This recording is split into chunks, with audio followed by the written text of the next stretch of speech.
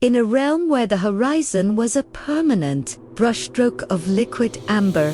and the very air tasted of honey and ancient sunlight. There existed a place known as the Golden World, where every leaf on every tree was forged from thin sheets of shimmering gold, and the rivers flowed not with water but with molten sunlight that sang a song of eternal warmth as it wound through valleys of topaz and hills of citrine. In the heart of this radiant kingdom lived a guardian named Aurelius, whose eyes were like polished coins, and whose spirit was a vast library of every sunset that had ever graced the universe. And he moved through the golden meadows with a heavy grace because he carried the weight of a world that never knew the comfort of a shadow. The mental pain of living in a place of constant brilliance was a strange and silent burden for Aurelius, because while the world outside was magnificent and bright, his inner soul felt like it was being scorched by the relentless glare of a perfection that never allowed for the softness of rest or the sanctuary of a quiet night. He would stand at the edge of the glimmering cliffs, watching the golden birds with wings of spun fire soar through a sky that was always a deep and burning saffron, and he wondered if there was a place where the light didn't demand so much of the heart, or if the entire universe was just a series of beautiful cages made of different colors of light. The citizens of the Golden World walked with their heads bowed under the intensity of the radiance, and their laughter sounded like the chiming of golden bells. But beneath the melody there was a longing for the cool touch of a breeze that didn't carry the heat of the sun, and for the sight of a single silver star in a sky that was currently a solid wall of gold. Aurelius realized that the Golden World was not just a physical place, but a state of being where everything was valuable but nothing was truly felt, because there was no contrast to give the beauty a meaning and no darkness to give the light a purpose. He began to search the ancient archives of the Sun Palace, looking for a whisper or a legend of the Great Transition, a time when the world was said to have a pulse that moved between the day and the night. And he found a scroll made of darkened gold that spoke of a hidden wellspring called the Shadow of Grace, located in the deepest part of the Amber Labyrinth. The mental pain he felt was the only compass he had left to guide him through a landscape where everything looked the same because it was all covered in the same blinding wealth. And so he set out on a journey that would take him through forests of crystal and across plains of gold dust, where the wind whispered the secrets of 1,000 forgotten civilizations. As he walked, the gold of the world began to feel less like a treasure and more like a heavy armor that he needed to shed, and he understood that the true medicine for his spirit was not more light, but the courage to find the depth that only the darkness could provide. He reached the entrance of the Amber Labyrinth, where the walls were so tall and so thick with golden vines that the light finally began to struggle to reach the ground. And for the first time in his existence,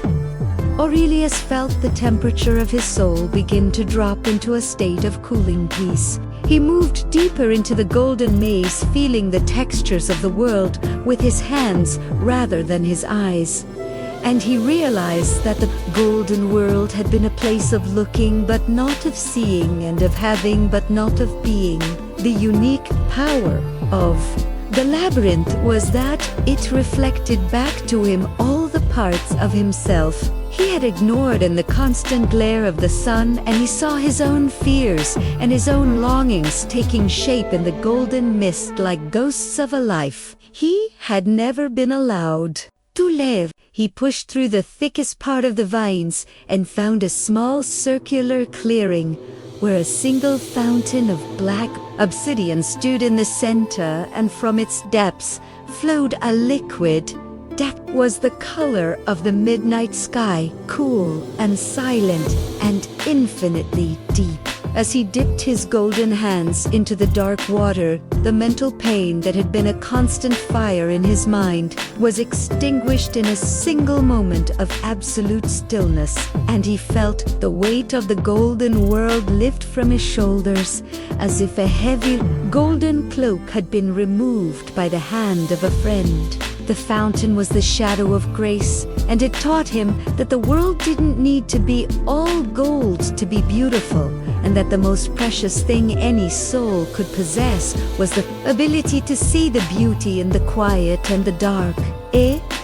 Return to the golden world, not to destroy the light, but to introduce the shadow. And as he walked back through the golden meadows, he trailed the dark water of the fountain behind him, creating the first paths of twilight that the kingdom had ever known. The golden trees began to breathe more deeply as the shadows stretched beneath their branches, and the golden rivers slowed their pace as they felt the cooling touch of the night beginning to settle into their currents. The happy ending was a world that was no longer just golden, but a living tapestry of light and dark,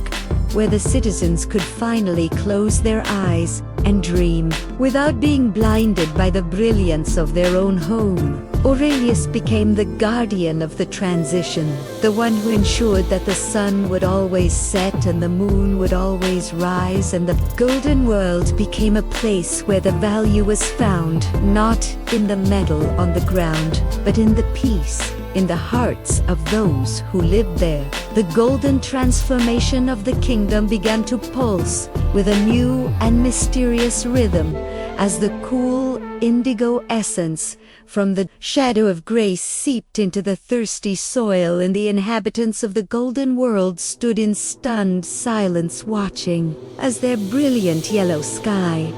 softened into the colors of a bruised plum and a ripening peach. Aurelius felt the heavy vibration of the sun's heartbeat finally slowing down within his own chest, and he realized that the long-term mental pain of the kingdom had been a collective exhaustion, a weariness of the soul that had been forced to stay awake for 1,000 years without a single moment of true rest. He walked through the capital city of Aurum, where the buildings were made of solid light, and he watched as the shadows began to climb the walls like gentle vines of violet silk, providing a sanctuary for the eyes and a cooling balm for the skin that had been scorched by the eternal noon. The people began to emerge from their homes, not with their heads bowed in defense against the glare, but with their faces turned toward the fading light. And for the first time in history, they saw the outlines of each other's features, without the blurring haze of the golden heat. The unique power of this first twilight was that it unlocked the voices of the citizens, and they began to speak in hushed and reverent tones of the things they had hidden in the bright parts of their hearts, the secrets and the sorrows that the sun had never allowed them to express. Aurelius led a procession of the weary to the edge of the sun-drenched sea, where the waves were now turning from molten brass to a deep and shimmering sapphire. And as the first silver star pierced the overhead canopy of the golden atmosphere, a collective gasp of wonder rippled through the crowd like a wind through a wheat field. They realized that the gold was not disappearing but was being redefined by the dark, and that the value of a single moment of light was increased 10,000 times when it was framed by the beauty of the velvet night. The mental pain of the constant brilliance was replaced by a profound and overwhelming sense of relief as the temperature of the world dropped to a perfect and breathable cool, and the golden birds settled into the darkening trees to tuck their heads under wings of spun fire. In the deep silence of this first night, the golden world began to heal its own cracks, and the dry foundations of the topaz hills drank in the moisture of the evening mist like a who has found an oasis after an eternity in the desert. Aurelius understood that his journey was far from over, because a world that has only known the sun must be taught how to navigate the shadows without fear. And so he spent the hours of the first night moving among the people and teaching them how to use the starlight as a guide and how to trust the ground beneath their feet even when they couldn't see the glitter of the gold. He spoke to the children who had never known a dream and told them that the night was a canvas where the mind could paint its own stories without the interference of the external glare. And he watched as their eyes grew wide with the realization that they were the masters of their own inner kingdoms. As the hours stretched on, the golden world became a symphony of soft sounds, the rustle of the leaves, the gentle lap of the sapphire waves, and the steady breathing of a population that was finally falling into the first deep sleep of its existence. The golden trees seemed to sigh as their branches relaxed, and the heavy fruit of the sun vines slowed its growth to allow the stems to recover their strength, and the entire landscape became a masterpiece of silver and shadow and muted amber. This was the true beginning of the golden world's evolution, where the treasure was no longer the metal that could be mined, but the peace that could be felt in the stillness of the midnight air. And Aurelius sat upon the glimmering cliffs watching the rotation of the stars, unknowing that he had finally found the cure for the brilliance that had almost blinded his people. The story of the golden world was shifting from a legend of wealth to a saga of wellness, and as the first light of the new dawn began to crawl over the horizon, it was no longer a threat, but a promise of a day that would eventually end, and a rest that would always return.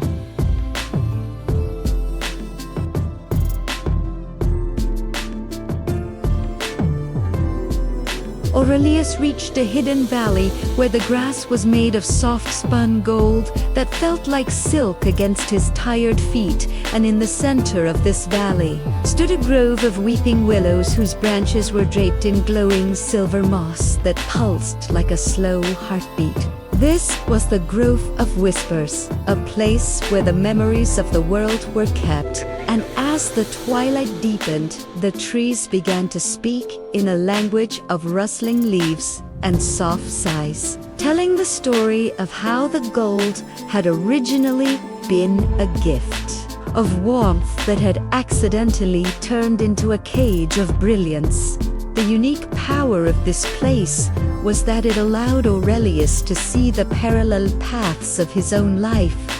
the versions of himself that had been lost to the glare, and the versions that were now being born in the cool cradle of the shadow.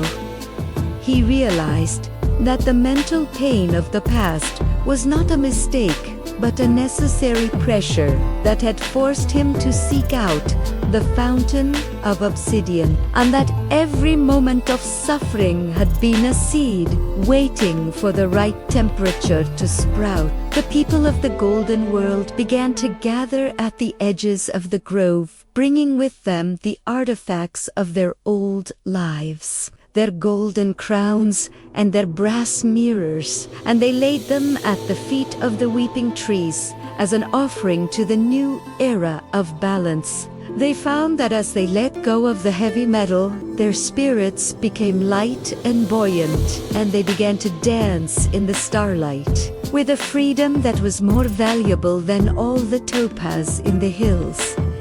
The story of the golden world was expanding into the very atmosphere as the air became thick with the scent of night-blooming jasmine and damp earth, and the heavy perfume of the golden lilies softened into a delicate and haunting fragrance that invited the mind to wander. Aurelius sat beneath the largest willow tree and watched as the silver moss began to spread across the ground, creating a carpet of soft light that guided the weary to a place of rest. He understood that the 3-hour journey of his people was only the first step in a much larger evolution where they would learn to harvest the fruits of the night as well as the grains of the day. The happy ending was a horizon that was no longer a solid wall of fire,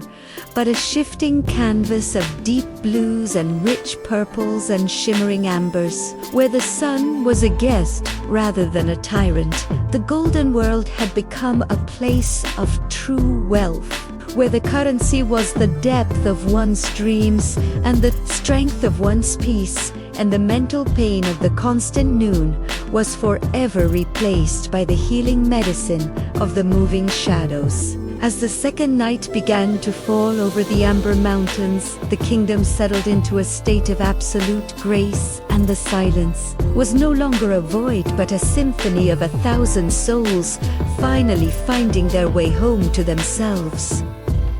The golden atmosphere of the kingdom began to thicken with a mystical and heavy humidity that the people had never experienced before, as the cooling vapors of the first true evening rose from the sapphire depths of the sea to meet the descending indigo curtains of the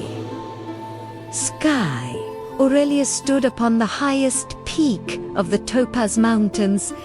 and he could feel the very minerals beneath his feet shifting and breathing as the contraction of the cooling stone caused the earth to groan in a deep and melodic satisfaction.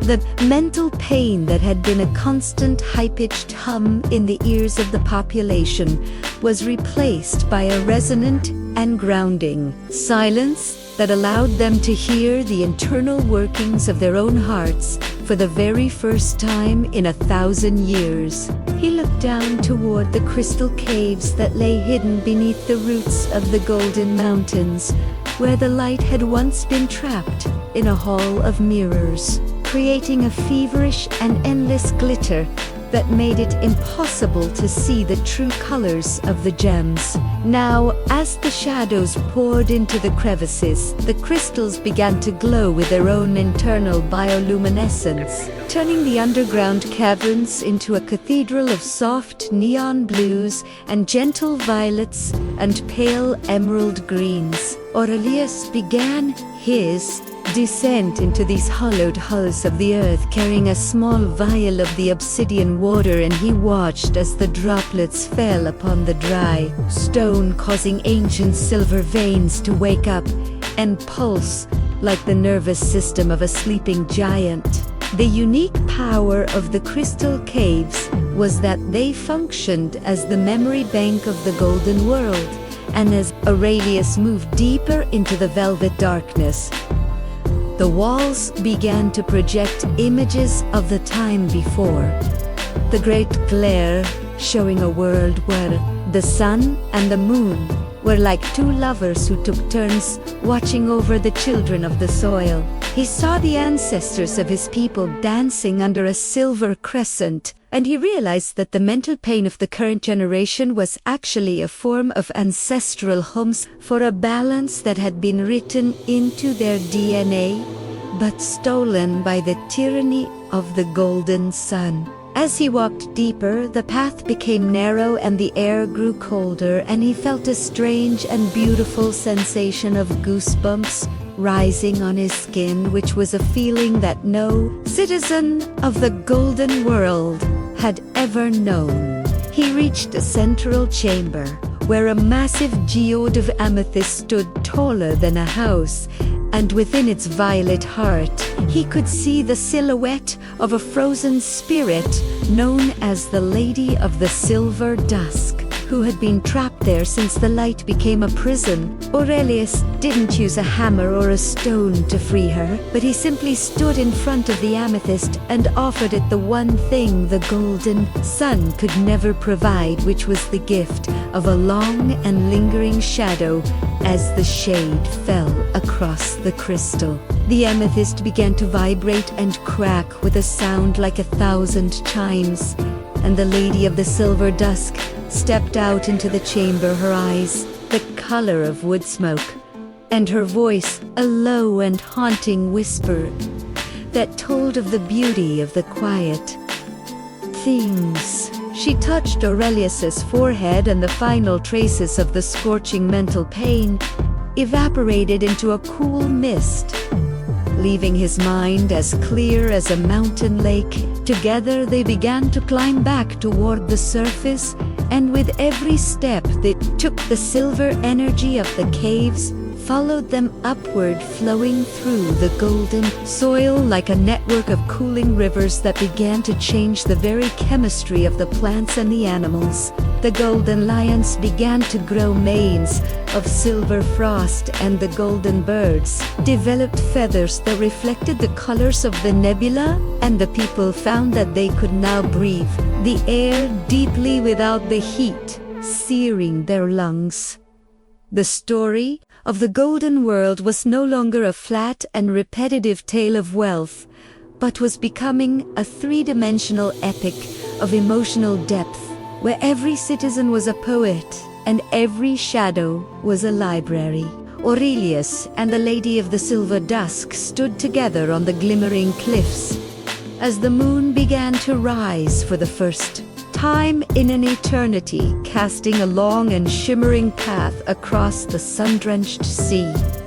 The happy ending was a civilization that had learned that true gold is not found in the metal of the earth, but in the alchemy of the soul that can turn its greatest pain into its most profound peace. The golden world had become the world of the living light, where the brilliance was no longer a burden but a celebration that knew when to bow and make way for the stars. As the population fell into a collective sleep that would last for 3 days and 3 nights, they did so with the knowledge that they would wake up to a world that was finally complete, and a life that was finally worth living in its entirety. The silver energy from the crystal caves began to pulse through the veins of the land like a cooling heartbeat, and the people of the golden world woke from their first short slumber to find that the very texture of their reality had shifted from a hard metallic glitter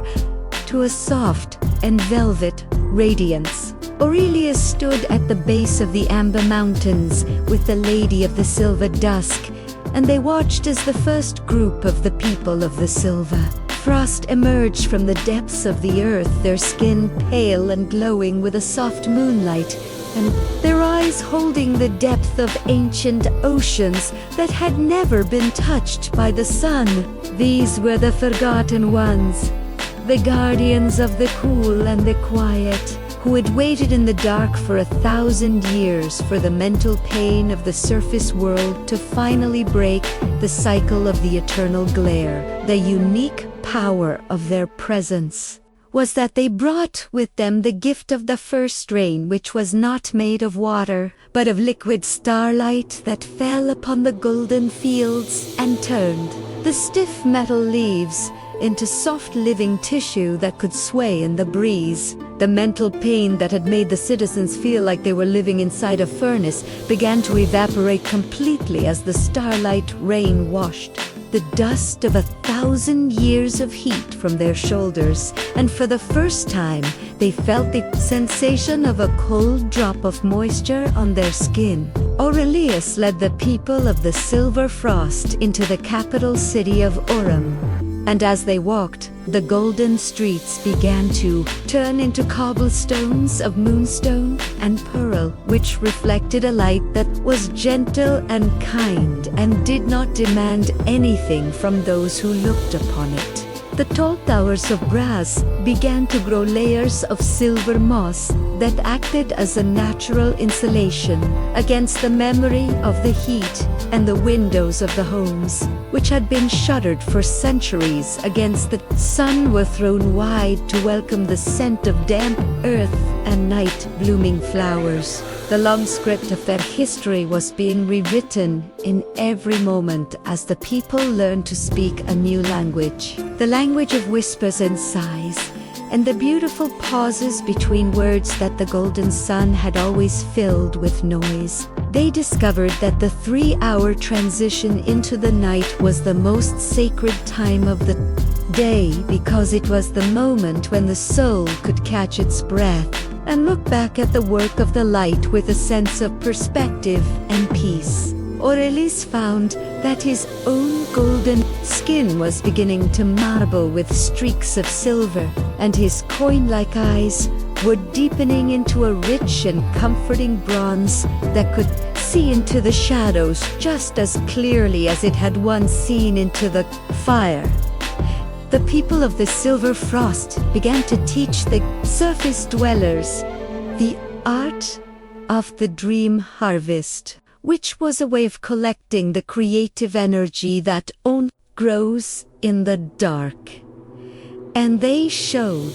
them how to weave this energy into blankets of comfort for those who were still haunted by the ghosts of the mental pain. The story of the Golden World was now a saga of two worlds becoming, one where the gold provided the strength and the silver provided the grace, and the balance between them created a life that was finally worth living in its entirety. The happy ending was not a place where the sun had disappeared, but a world where the sun was a warm friend who knew when to leave so that the moon could take its turn to heal the world with its silent silver medicine. As the second great twilight began to fall over the Amber Mountains, the landscape was transformed into a masterpiece of shadow and light, with the golden lions and the silver wolves walking side by side through the meadows of topaz and pearl. Aurelius and the Lady of the Silver Dusk sat upon the glimmering cliffs and watched as the first true moon rose in its full glory, casting a path across the sapphire sea that looked like a bridge to another galaxy. The mental pain was gone, replaced by a profound and absolute wholeness, and the golden world was finally at peace, resting in the perfect equilibrium of the day and the night. Gemini says the age of the two moons began not with a roar, but with a silver hum that resonated through the very foundations of the topaz mountains as a second celestial body, a moon made of translucent violet crystal rose to pointe first silver orb in the indigo sky. Aurelius stood with the Lady of the Silver Dusk, and they watched as the dual light created a new kind of shadow on the ground, one that was filled with shifting colors of amethyst and opal. And for the first time in the history of the golden world, the mental pain of the past was replaced by a sense of infinite curiosity. The citizens who had once been exhausted by the singular gold of the sun now felt a surge of creative vitality as the two moons began to pull at the tides of their spirits in a rhythmic and soothing dance. The people of the Silver Frost led the way into the Valley of Echoes, where the trees were now growing leaves of iridescent glass that chimed softly in the cooling breeze, and they began to harvest the fruit of the two moons, which were glowing spheres of pure tranquility that could heal any lingering trace of anxiety.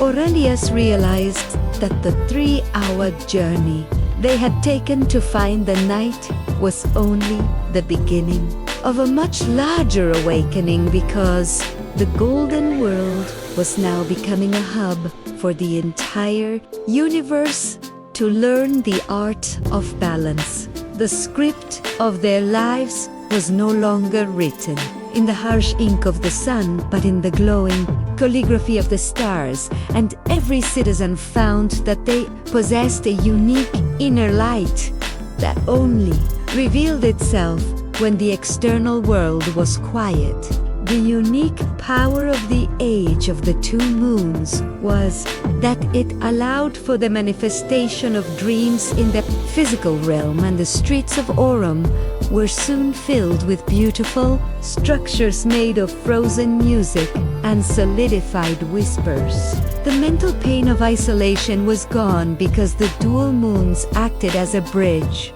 between all minds, allowing the people to feel the heartbeat of their neighbors and the pulse of the earth, as if it were their own. Aurelius and the Lady of the Silver Dusk became the twin guardians of this new era, moving through the land to ensure that the golden strengths of the day and the silver grace of the night remained in perfect alignment. They traveled to the furthest reaches of the kingdom, where the desert of gold dust was turning into a garden of obsidian roses, and they taught the people how to navigate the complexities of a world that was no longer simple but was infinitely rich. The happy ending was a civilization that had moved beyond the need for external wealth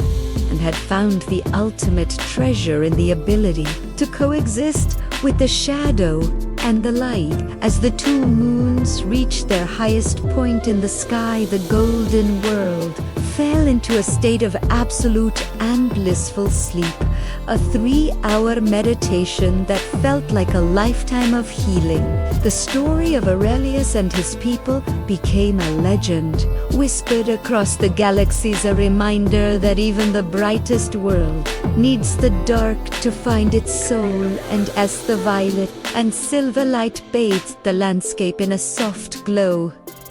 the universe itself seemed to sigh in a deep and resonant peace. Death. Gemini set the transition of the golden world into its final state of eternal equilibrium began as the two moons reached the zenith of the indigo sky, casting a light so profound and so ancient that it seemed to reach back into the very beginning of time itself, to mend every broken thought and every weary soul that had ever lived under the sun. Aurelius stood upon the highest ridge of the Topaz Mountains, feeling the heavy armor of his golden skin completely fall away, replaced by a radiant transparency that allowed him to see the glowing heart of the planet beating in perfect rhythm with the stars. The mental pain that had once been a wall of fire in his mind was now a garden of cooling shadows, where every memory was a soft leaf and every experience was a drop of silver dew that nourished the soil of his being. He watched as the Lady of the Silver Dusk raised her hands toward the horizon, and the golden rivers of the world began to slow their pace, turning into streams of liquid opal that carried the wisdom of the night into every corner of the kingdom. The people of the golden world emerged from their homes for the final time in this era, not as subjects of a sun, but as masters of the light and the dark, moving with a grace that made the very air around them vibrate with a frequency of pure peace. The mental pain of the entire civilization was being gathered by the gravity of the two moons, pulled up from the depths of their spirits and transformed into a spectacular ring of violet dust that circled the planet like a crown of shared survival. Aurelius realized that the journey to the end was actually a journey to the center, where the gold was no longer a burden of wealth, but a spark of inner strength that could never be extinguished by any shadow. The buildings of Aurum began to breathe with a soft luminescence, turning into living temples of rest, where the walls whispered songs of comfort, and the floors felt like the clouds of a dream. The unique power of this final ending was that it didn't stop the world but opened it into a new dimension of existence, where time was no longer a ticking clock but a flowing river of presence. The people of the silver frost and the people of the golden sun joined hands in a massive circle that spanned the entire valley, and as they did, the great labyrinth dissolved into a field of white lilies that glowed with a soft and eternal flame. The mental pain of isolation was replaced by a profound and absolute connection, where every heart was a mirror for every other heart, and every soul was a lighthouse for the weary. Aurelius and the Lady of the Silver Dusk walked into the center of the circle and became a pillar of light that was neither gold nor silver, but a perfect shimmering white that contained all the colors of the universe within its core. The happy ending was a silence so deep and so beautiful that it felt like the breath of the Creator settling over the world,